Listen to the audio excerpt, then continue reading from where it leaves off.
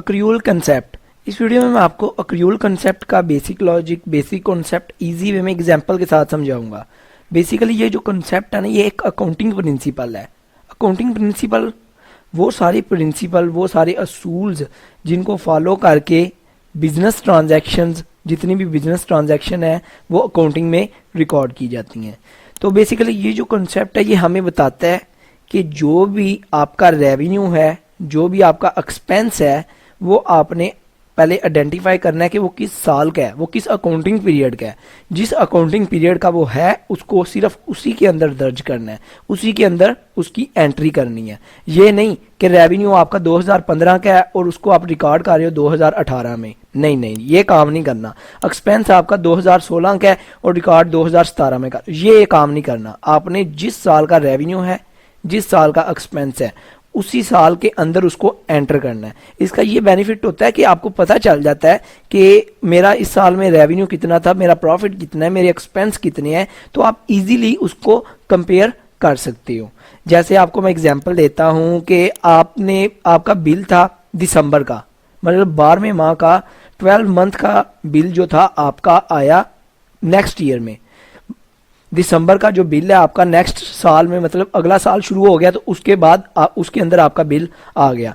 तो अभी बिल जो है आपने उस साल में पे करना है, मतलब जनवरी में ही पे करेंगे ना। पिछले माह का बिल जो दिसंबर का है, पिछले साल का, तो बिल जो है उसको जनवरी में पे करेंगे। पर आपने ये काम नहीं करना। आपने जो बिल पे किया ना जनवरी में, उसकी रिकॉर्डिंग जनवरी में नहीं करनी, उसकी रिकॉर्डिंग आपने प्रीवियस ईयर में करनी है कि ये प्रीवियस ईयर का एक्सपेंस है, ये प्रीवियस ईयर का बिल है, इस साल का नहीं। बेशक उस साल में आप पे कर रहे हो, पर है किस साल का, पिछले साल का है, तो उसी साल में आपने उसको पे करना है। जैसे आपको इस साल में कमीशन मिला 2000 रुपया, और ये कमीशन जो है ना आपका 2-3 सालों का है, 3 सालों का। एक मतलब 2015 में मिसाल के तौर पे आपको कमीशन मिला है, और ये जो कमीशन है आपका 2014 का और 2015 का और 2016 का, 3 सालों का कमीशन है जो इकट्ठा ही आपको मिल गया। तो आपने क्या करना है, इसको पहले डिवाइड करना है 3 पे, और जितना परसेंटेज बनती है हर साल की उसको उस साल में डालनी है। जैसे फॉर एग्जांपल 633-34 रुपए बनते हैं, जितने भी बनते हैं, तो आपने पिछले साल में उसको कमीशन को डालना है। 2014 में भी, 2016 में भी और 2015 में भी, अलग अलग सालों में इनकी एंट्री जो है वो करनी है कमीशन की। ये नहीं कि आपने 2015 में आपको 2000 कमीशन मिल रहा है तो आप एक ही साल में सारा कमीशन इसी साल में डाल लें, ये काम नहीं करना। आपने पहले आइडेंटिफाई करना है कि ये जो कमीशन है ये किस किस साल का है और उस पर्टिकुलर ईयर में उसको डालना है। जैसे एयरलाइन टिकट्स, मैं आपको एग्जाम्पल देता हूँ कि आपने अगर बुकिंग करवानी है ना, तो आप 1 माह पहले ये टिकट बुक करवा लेते हैं अपनी।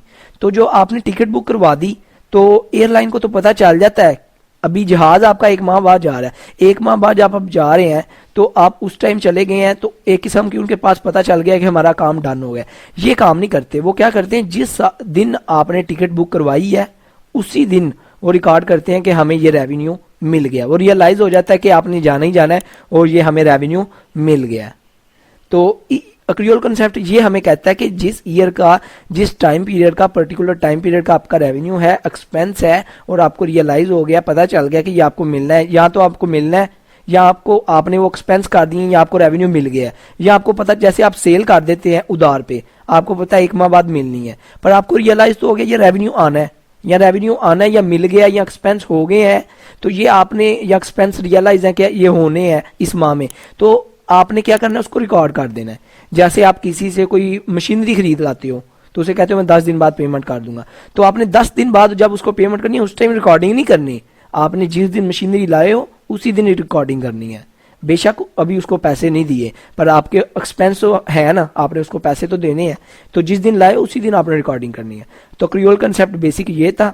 अकाउंटिंग प्रिंसिपल में और भी कंसेप्ट आ जाते हैं, जैसे matching concept, materiality concept, accounting period concept, और काफ़ी कंसेप्ट हैं। तो वो सारे मैंने ब्रीफली छोटी छोटी वीडियो उन पे बनाई है ऑलरेडी, डिस्क्रिप्शन में लिंक दे देता हूँ, उधर से जाके आप उन कंसेप्ट को भी समझ सकते हैं।